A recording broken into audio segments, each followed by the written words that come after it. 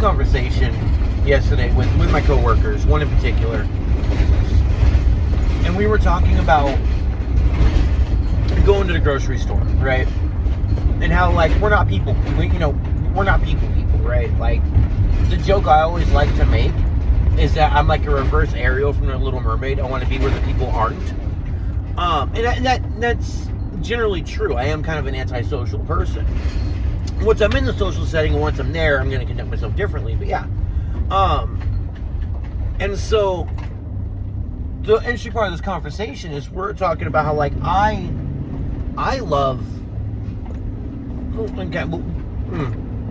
Okay, 2 steps back. She lives in Rio Vista, which is a very small little town. That's cool. It's all right. It's got a little river that goes through it. There's like some fishing spots there and everything. A little Coast Guard station. It's a tiny town, and so there's no Instacart type stuff there, right? There's she has to physically go to a grocery store to get food. And she doesn't like it. She doesn't like going to the grocery store. She doesn't like interacting with people. She doesn't like doing any of that. So I was like, oh, well, when I go, I just throw on my headphones and I go through self-checkout. Because that's exactly what I do. I love self-checkout. Because for someone like me, it allows me to just go in, grab my stuff, check myself out, good to go. And so she's like, well, so yeah, because we don't like dealing with people, we don't like interacting with people. And I was like, yeah, I mean, it's like if I have to interact with someone, I'm super nice, I'm super chill. And she's like, well, yeah, but then you lose patience. Like, no, like, and then she I don't remember the exact wording, but she was basically saying that, yeah, like, I could be cool and I could be nice until I can't, until the patience runs out, until whatever. To where I was like, okay, yeah, so like, it's like for me, like when it gets to that, that's when I'm going to be ultra nice.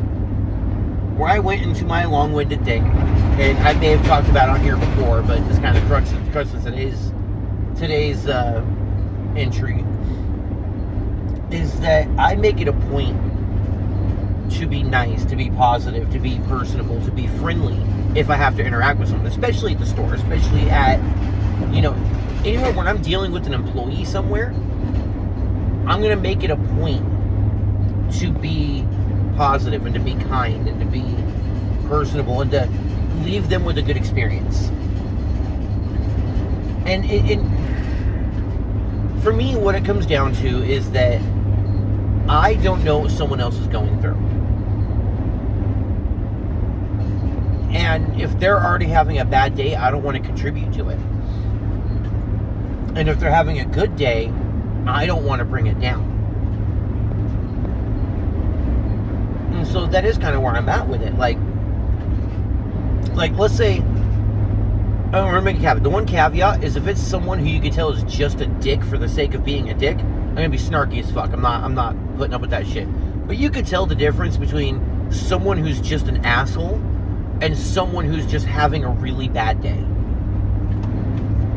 And someone who's having a really bad day, I'm not gonna be like fake and fucking weird and annoying about it, but I'm gonna be like, hey, blah, blah, blah. I'm gonna try to be nice. I'm gonna try to brighten their day up a little bit. And it's because, like, as someone who's lost one of my dearest friends to suicide, I don't want to be that straw that breaks someone else's spirit. Like, that's kind of one of my fears. Is that, like, I don't want it to be where they were having a bad day and then this one asshole came in and treated them like shit and they said fuck it and hurt themselves or someone else. I never want to do that. I never want to contribute to that.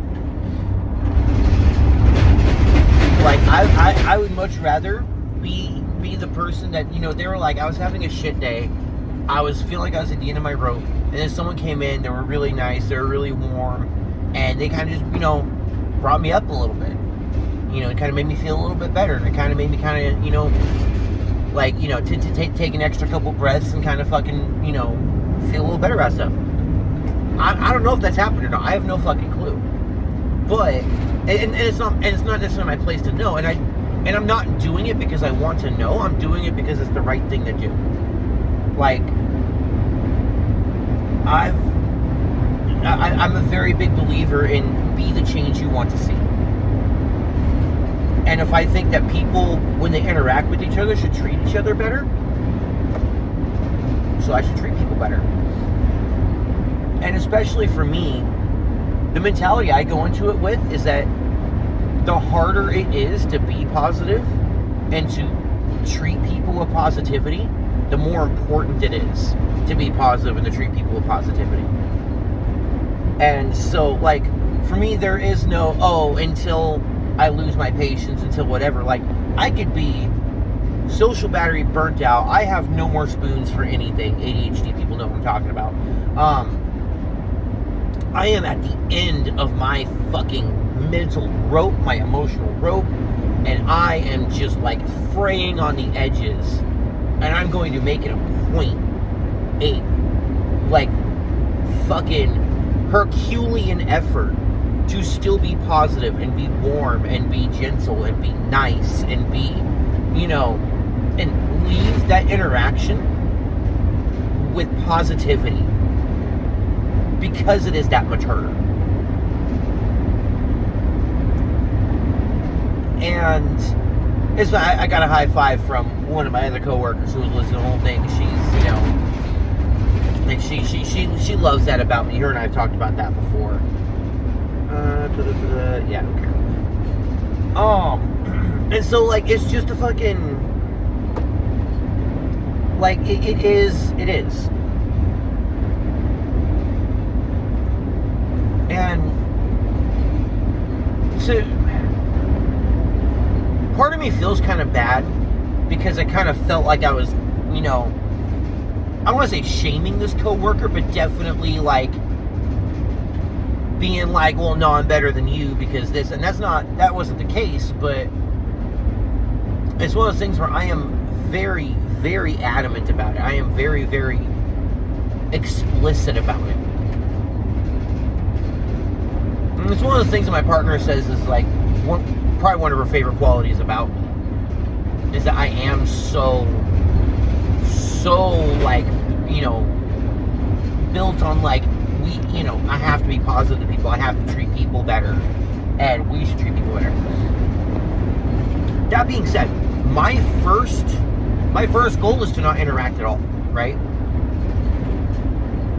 Because that's the thing. Like, I'd much rather just put my headphones in, look at my stuff, hit self-checkout, whatever. And it's always like, if someone tries to interact with me, super nice, super warm, oh, thank you so much, well, whatever. If I have to ask an employee, I'm like, hey, I'm sorry to bother you, excuse me, can you please help me with this, you know where this is? Like,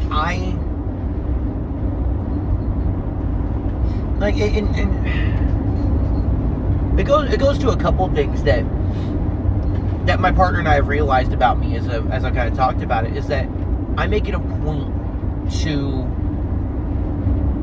be as non-threatening and positive as possible when I'm out in public, when I'm interacted with, and I'm because there's just two different versions of this. Version one, I am not interacting, I'm just moving about my day, right? Headphones in, shades on if I have them, stand tall and do my thing, whatever. Have my fucking vest on with all the fucking leather, whatever, right?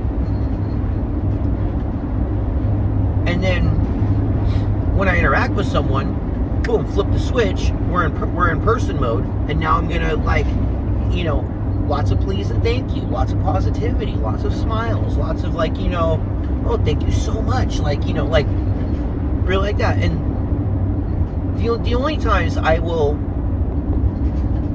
intentionally interact with people is if I need to, like, get something direct, like, hey, can you help me with something? Or if, like, I see someone who's absolutely, like, rocking her outfit, rocking her hair, something good, and I'll be like, oh my god, I love your hair, I love your outfit, like, that type of stuff, right? Because, like, I know how good it feels to get those random compliments, to get those, like, one of my favorite things when I'm doing my thing is someone's like, oh my God, I love your hair. Your hair is so awesome. I love that. I love it so much. And so I do that because, like, treat it how you want to be treated. Be the change you want to see. You know, I think it should be okay for random, non-sexual, non-creepy comments. And maybe it's because I'm bi that I can tap into the gay side a little bit. Because I'm not like, oh, hey, baby, your ass looks great. Like, oh my God, I love that outfit. Maybe it's this. I think this may be it. This is going to sound so bad. This feels very gay. Like, this feels like going, oh my God. Like, you know, but, and that's fine. Because here's like, this is my honest thing. I do this a lot. And as I'm sitting, I'm like, oh yeah, and maybe it's subconsciously intentional. Because like I said, like, I make it a point, like, if I'm out in public, I tend to kind of make myself smaller or, like, skinnier. Like, I will, you know, like, I'll have to walk with, like, my hands kind of folded behind my back. I will put myself kind of into corners or kind of off into outer spaces. I will, like, if I'm talking to someone, I make it a point to not be face-to-face direct with them. I'm kind of off to the side of them. I make it a point to not stand in front of doorways. I feel like I've covered some of this before, but it kind of counts into this. And part of it is like, I also try to make it a point to be explicitly positive to people. And because here's the thing, I was not always this way. I was not. I was an edgy, stupid teenager, had a chip on my shoulder, was an attitude to everybody. I was surrounded by people who didn't care and encouraged that shitty behavior. And what it took for me was being on the opposite side of it and seeing how it feels when you're treated that way and losing people. And on all respects, you know, like I said, my friend who killed himself was a profound hit to my fucking psyche and the understanding of, like, you know, it wasn't one big thing, it was a lot of little things. And then losing people in my life who were bad influences on me, who did not, you know, who didn't hold me accountable to being a better person. And would even go the opposite. They would, you know, chastise me for being a better person. Like, you know, I just surround myself with people who want to be a good person, who want to live in a world with good people, who want to, you know, who are going to encourage each other to be supportive and to be constructive and to be kind. And like, all those things went into this. And then, like, I think what helped too was that, like, and it's one of the things I've noticed more recently is a lot more TV, a lot more media does kind of build around, like, hey, we should spread positivity. I think one of my favorite more recent ones that's really helped to arm me better and help me understand it better was Ted Lasso.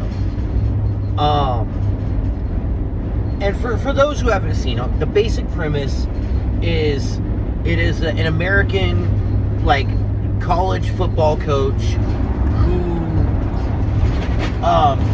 gets a job in England coaching an English football team, a soccer team.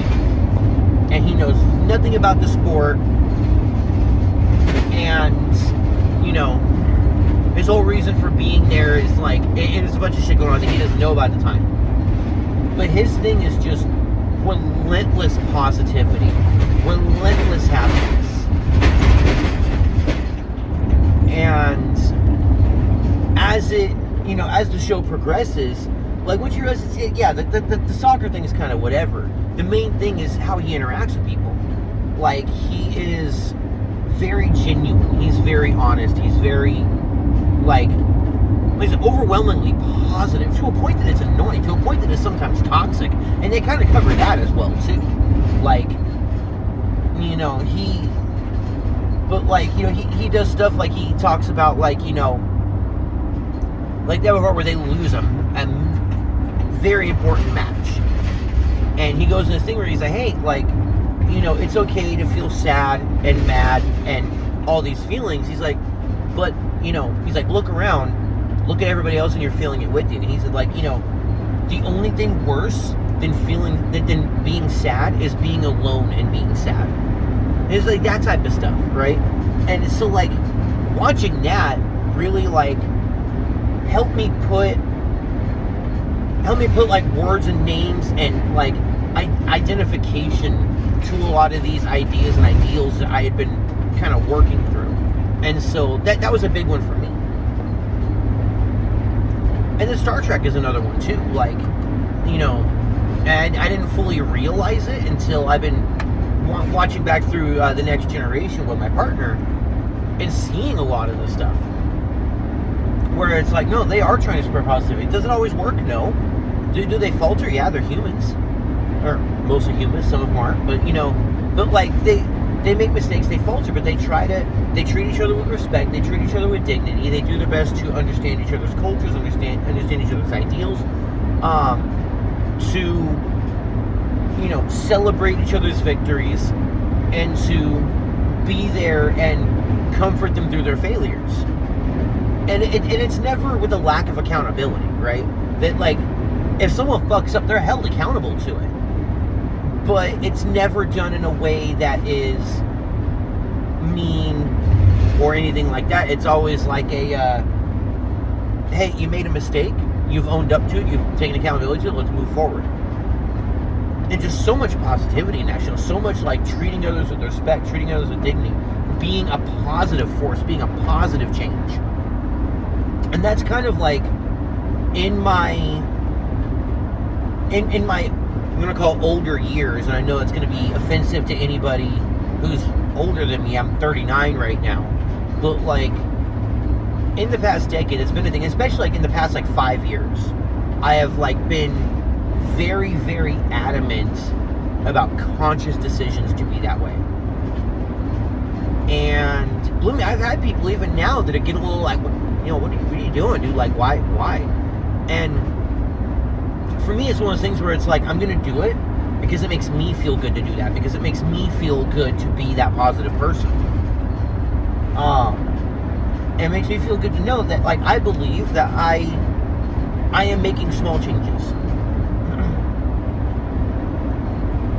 There was a YouTuber. His name was Bo of the Fifth Column. It was mostly a political channel. And it's kind of transitioned where he's not doing it anymore. His wife is, and it's a whole thing. But one of the things that he would say a lot in regards to, like, resistance, and in regards to grassroots movements, and in regards to fighting oppression and fighting corruption, was to fight battles that are small enough to win but big enough to matter. And so that, for me, that's one of the things. Like, I'm not going to be able to single-handedly cure depression in our society, to cure declining mental health in our society, in our culture, in our area. But I can every day do small positive things that bring positivity to a person or two a day. And kind of push that forward. Because here's the thing, is that if I give someone a positive experience, they're more likely to give someone else a positive experience. And then so on and so on and so on. And so, like, you know, is a little bit of positivity every day, you know, small enough to win? Absolutely. I can win that. Is it big enough to matter? I think so. I think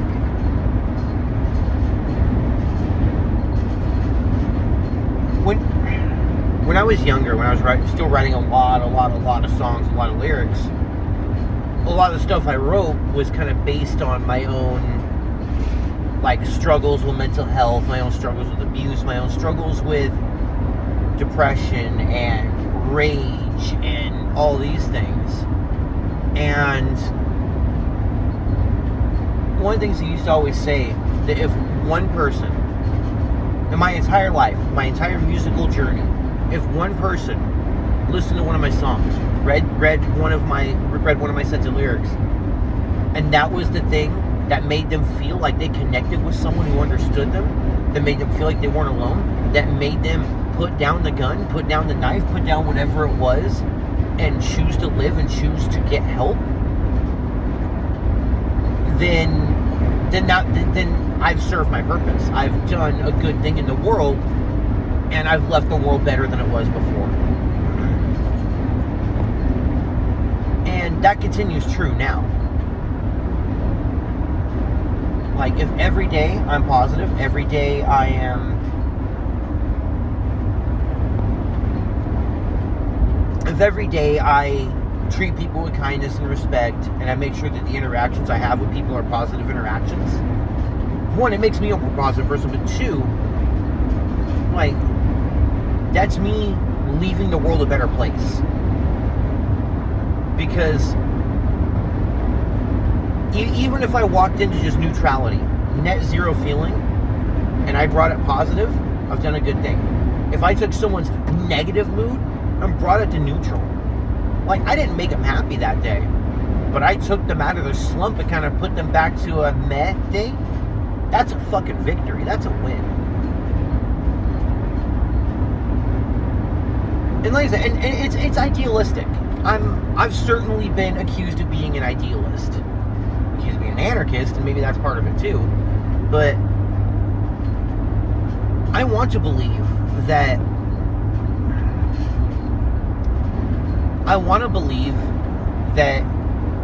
people carry forward those positive interactions. Especially because if it ever comes up, I talk about it like this. Like, you know, and I think the thing that helps too, and it's going to sound weird, is the fact that I don't ascribe any kind of, like, Jesus, anything else when I'm talking about it. Like, it came up yesterday because one of the people at my work, the one who actually gave me a high five, is hyper-religious, and her and I have talked about the fact of her religion versus my religion. I'm a Satanist, she is an Israelite. And so, like, it's always you know, the fact and how, like, my view of Satanism makes me a more positive person because I'm trying to make the world better despite what everything else is happening. I'm fighting against a system that is built to damage and corrupt to try to create better. I like to think I'm doing an okay job.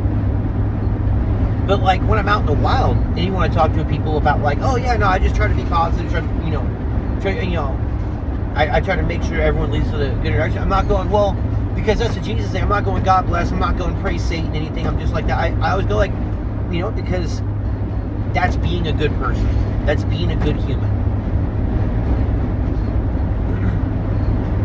And, like, if everybody chose one act of positivity a day, the world would be better. The world would be much better. I also think we should completely get rid of anonymity online so that anybody who spreads hate, spreads negativity, spreads racism can be named and shamed. But yeah, once again, anarchist. But yeah, I'm rambling at this point, which is fine. It's my channel. I can do whatever the fuck I want. But I don't know. Like, because I was thinking about it, especially because as I was talking to my partner about it, and she's like, "Oh yeah, that's just who you are. It's how you've always been."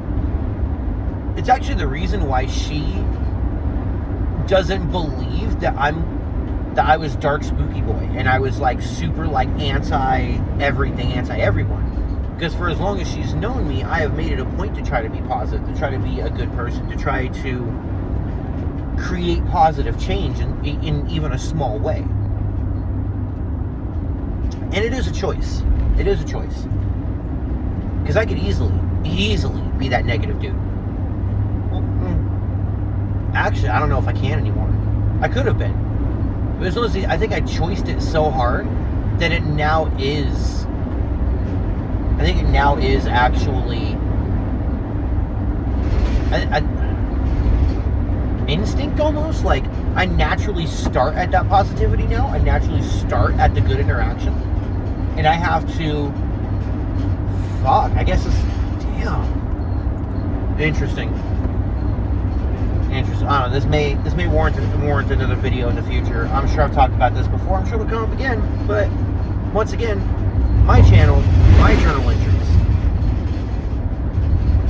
Like, I'm not, I don't have sponsors. I'm not making money off this. I can do whatever the fuck I want. So, I don't know. Random rant. Anyway, be positive, be cool, and try to make sure that